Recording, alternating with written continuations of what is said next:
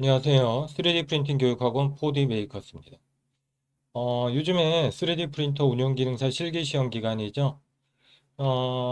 실기 시험은 이제 요즘에는 1년에 4번 보기 때문에 굉장히 자주 있습니다만 그래도 석 달 간격이잖아요. 그래서 한번 떨어지면 굉장히 아쉽습니다. 자, 제가 그동안 봐왔던 학생들의 탈락 사례를 쭉 모아봤는데요. 그 중에서 1교시에 해당하는 1교시에 탈락하는 사례들만 조금 정리해가지고 설명을 드릴 건데, 물론 이제 모델링 못하거나 뭐 시간이 부족해서 떨어지는 건 어쩔 수 없어요. 이거는 이제 기량 부족이고, 그게 아니라 정말로 아깝게 실수해가지고 탈락한 것들만 모아가지고 긴급히 동영상을 하나 만들었습니다. 자, 그럼 한번 살펴볼게요. 자, 첫 번째가 요즘에 이제 3D CAD가 클라우드 버전이 많잖아요. 그래서 온라인으로 로그인을 하게 해줘요. 시험장에 가면 로그인을 할 수가 있는데 문제는 계정이 만료돼 버리면은 어떻게 해요?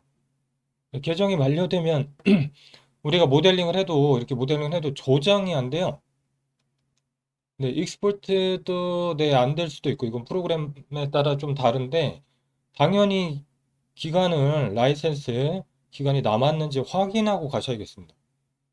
근데 뭐 이럴 수도 있죠. 확인을 했는데 시험장에 갔더니 expired 돼 있더라. 그거 연장할 시간 없습니다. 그래서 미리 전날 반드시 확인하시길 바라고요. 자, 그리고 이제 다음 케이스를 한번 볼게요.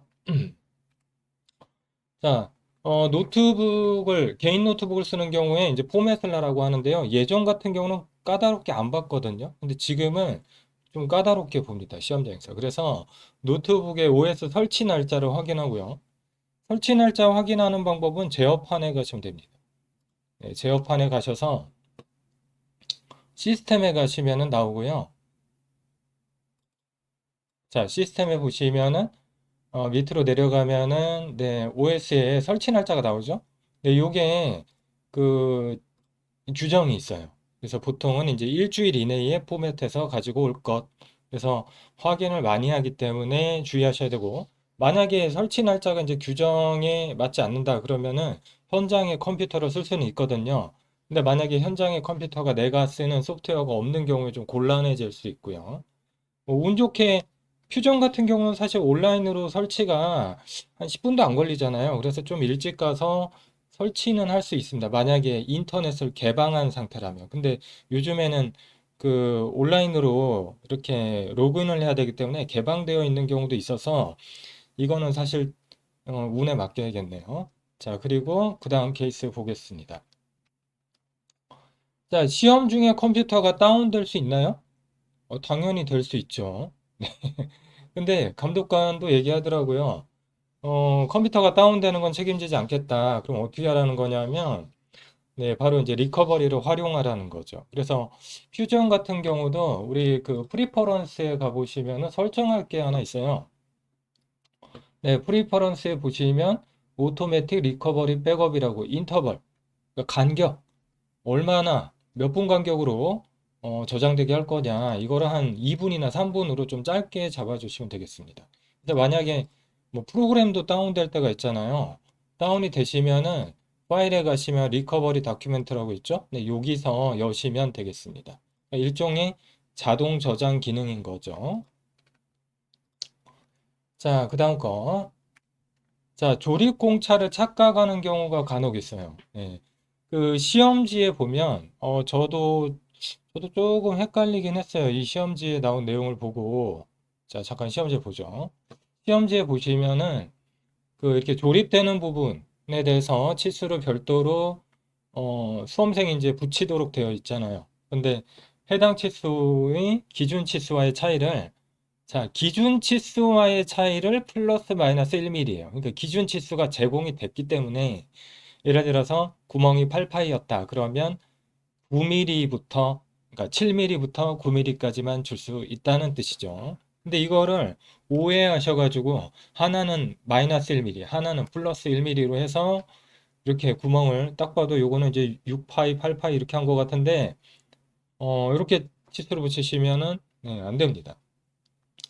최대 1mm까지, 최대 1mm. 요거는 아마 당분간 변하지 않을 것 같아서 그냥 네, 1mm다. 네, 이렇게 암기하시면 되고요. 네, 그렇다고 또 우리가 무슨 뭐 설계, 기구 설계에 나오는 뭐 공차처럼 뭐, 뭐 0.2mm면 사출해서는 억지규이 되니까 뭐 한 0.6만 주지 뭐. 이거 안 됩니다.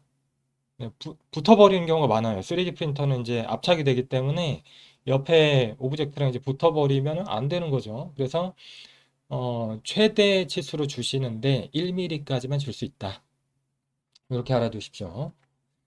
자, 그리고 요거 이제 좀 드물지만 네, 이거는 네, 후자가 더 많을 것 같아요. 자, 수험 번호하고 비번을 착각하는 분들이 수험 번호가 있고 수험 번호가 이제 번호가 작으면 착각하는 거죠.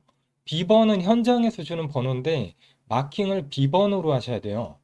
수험 번호가 아니라. 그래서 요거 착각하시면 안 되고 또 하나는 이제 그 모델링을 많이 안 하신 분들이 이 네, 초보자분들이 많이 하는 실수인데 이 번호 마킹을 이제 출력될 수 있게 해놔야 되잖아요. 근데 지금 보시는 것처럼 이렇게 굉장히 뭐 작게 했다든지 자 지금 이제 폰트를 사실 제가 이제 교육을 할 때는 최대한 굵고 크게 쓰라고 하거든요. 물론 이제 범위가 넘어가면 안 되겠지만 자 그렇다고 범위가 요 벽에 노즐 사이즈만큼 남아있어야지 그거보다 적게 나오면 또 이게 터져 버립니다. 그래서 이제 출력이 가능한 범위에서 최대한 크게 해야 되는데 이렇게 얇게 이제 출력을 해버리면은 어떤 일이 일어나냐면 출력할 때 그 번호 식별이 안 될 수가 있어요. 자, 지금 거리가 폰트가 가늘다 보니까 0.29mm밖에 안 남았는데 이러면 압착에 의해서 번호 식별이 안 되면 문제 생길 수 있습니다. 왜냐하면 그 기능사 시험장에서 이제 출력이 끝나면 후가공을 해서 제출하게 돼 있는데요.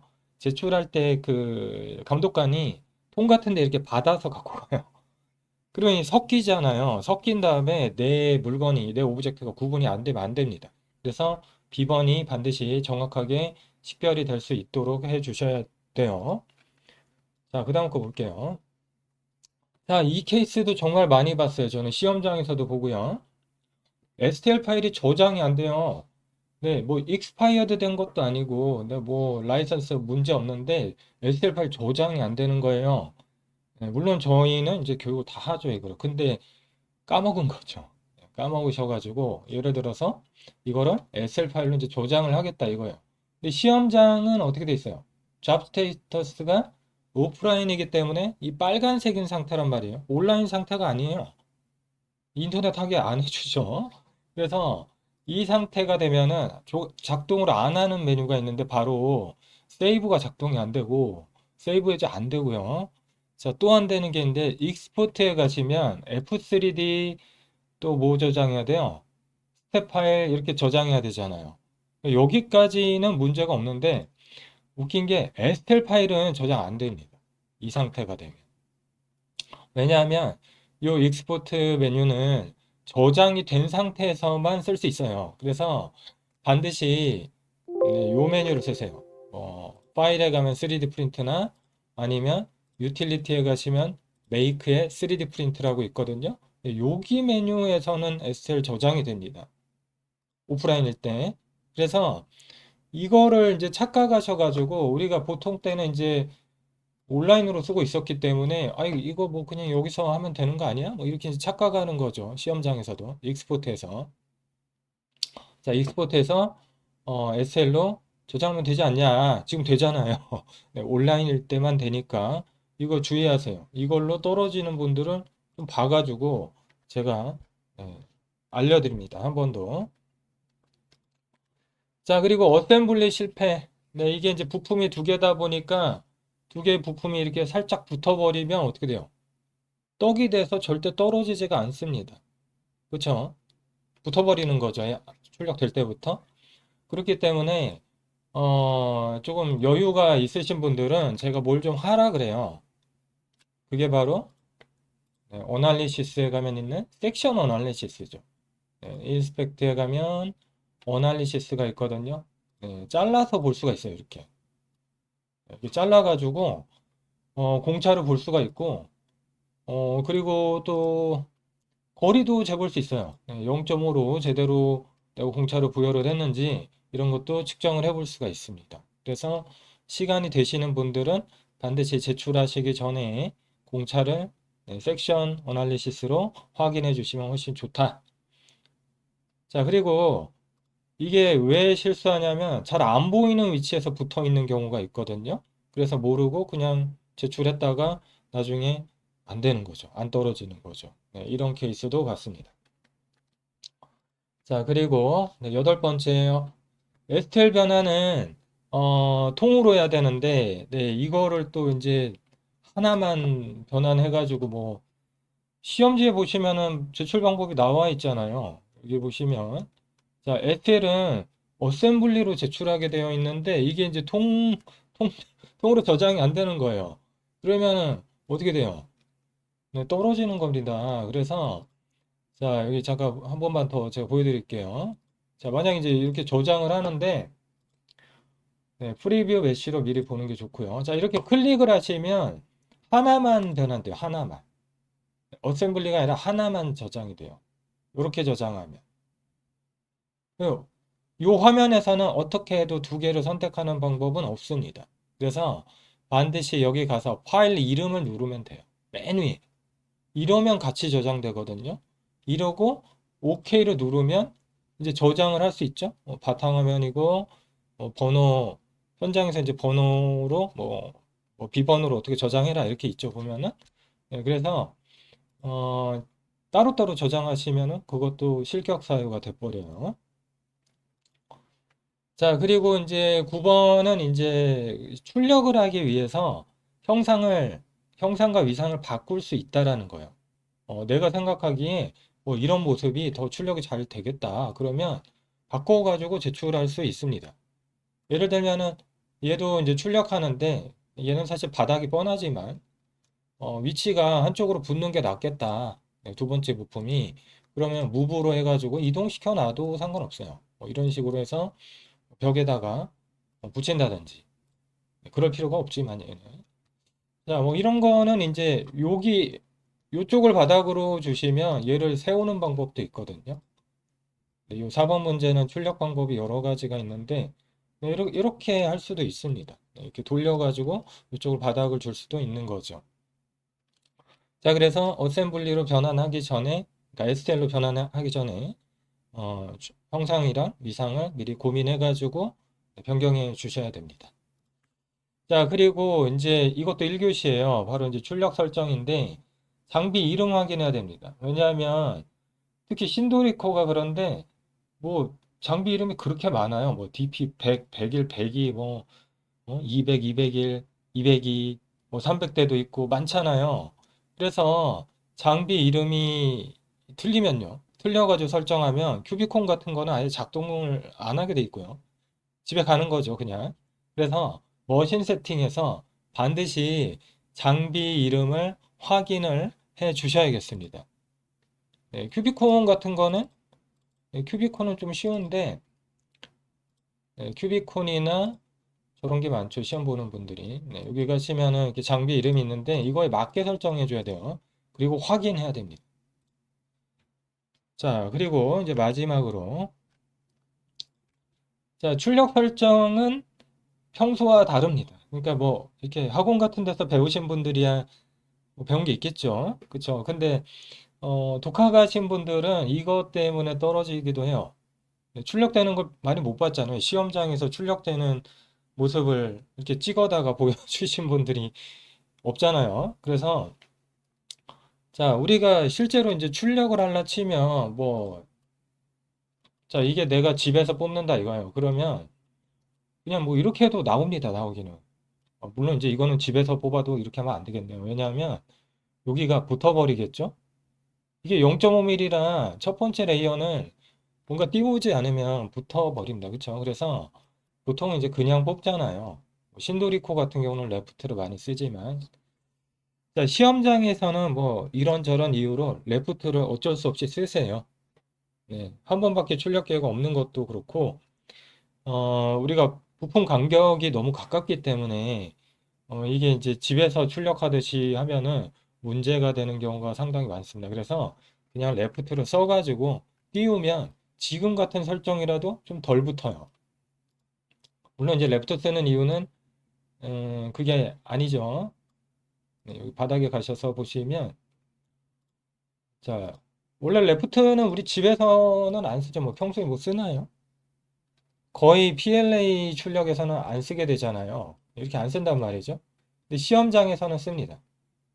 레프트 쓰면 이제 시간이 좀 증가하게 되는데 그거는 이제 레프트 크기를 좀 줄여가지고 맞춰주시면 되고요. 이렇게 이제 띄워가지고 나오기 때문에 첫 번째 레이어는요.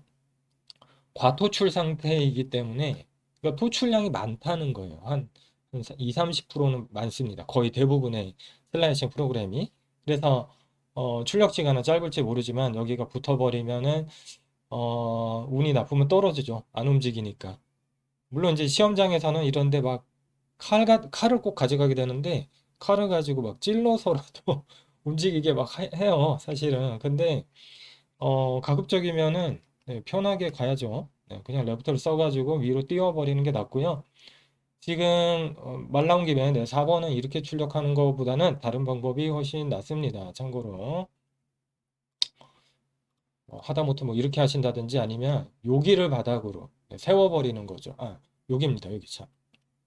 여기를 바닥으로 쭉 펴가지고 세우는 거죠. 자, 2교시 출력 방법에 대한 위상은 제가 나중에 한번 동영상으로 또 찍도록 하고요. 자, 오늘 제가 소개해드린 동영상은 뭐냐면 다 어이없이 떨어지는 케이스예요. 다른 거 다 잘해놓고 되게 어이없는 이유로 이제 뚝 떨어지는 거죠. 그래서 이런 일은 없어야겠습니다. 그래서 시험 보러 가시기 전에 이 내용을 꼭 한번 확인하시고 잊지 마시고 시험 보시기 바랍니다. 감사합니다.